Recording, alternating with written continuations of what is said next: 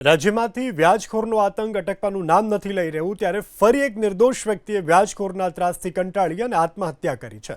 ઘટના ભાવનગર જિલ્લાની છે। ભાવનગર જિલ્લાના ઉગલવાણમાં જયંતિભાઈ ચાવડા નામના વ્યક્તિએ એસિડ પી અને આત્મહત્યા કરી લીધી છે। 2 વર્ષ અગાઉ જયંતિભાઈ ચાવડાએ વચ્ચે રહી અને પોતાના જ ગામના જયસુખભાઈ અને રાજુભાઈને વ્યાજખોર ગોબર નકુમ પાસેથી 50-50 હજાર રૂપિયા વ્યાજે અપાવ્યા હતા। મૂળ રકમ ચૂકવી દીધા બાદ પણ વ્યાજખોર ગોબર નકુમ જયંતિભાઈને વારંવાર ફોન પર અપશબ્દો બોલતા, બજારમાં અપમાનિત કરતો અને મોડી રાત સુધી ખેતરમાં ગોંધી રાખી અસહ્ય ત્રાસ આપતો હતો। આ ત્રાસથી કંટાળી અને 11 માર્ચે જયંતિભાઈ ચાવડાએ ઘરે એસિડ પી અને આત્મહત્યા કરી લીધી।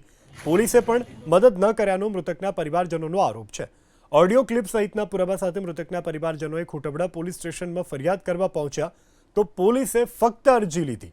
84 દિવસ સુધી મૃતકના પરિવારે રજળપાટ કરી અને આખરે મુખ્યમંત્રી સુધી રજૂઆત કરતા અધિકારીઓને ફરિયાદ કરી, જે બાદ 5 જૂને મોટા ખોટબડા પોલીસે ફરિયાદ નોંધી અને વ્યાજખોર ગોબર નકુમની ધરપકડ કરી છે।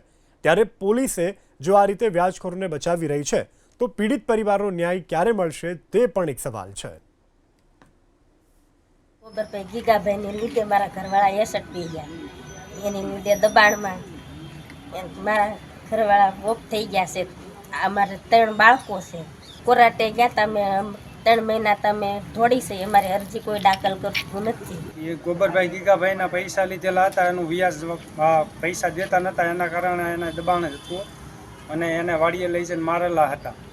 અને સાંજે એ લોકો લઈ ગયેલા હતા મારા ભાઈને, સવારે આવ્યા અને સવારે આવ્યા પછી સાંજે 6 વાગે એસિડ પી ગયેલા હતા। અમે કામેથી આવ્યા ઘરે તો એસિડ પી ગયેલા હતા।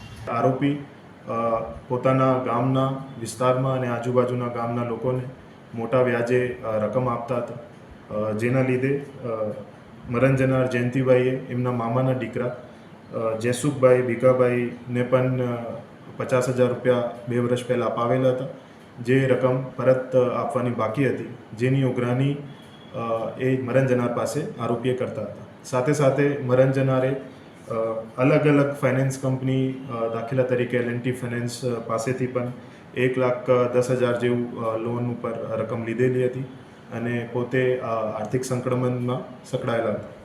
તો એના લીધે અને આરોપીના વારંવાર ઉઘરાણીના કારણે એમને આ પગલાં ભર્યો એવું ફલિત થાય છે અને આરોપીની પણ ધરપકડ થઈ ગઈ છે।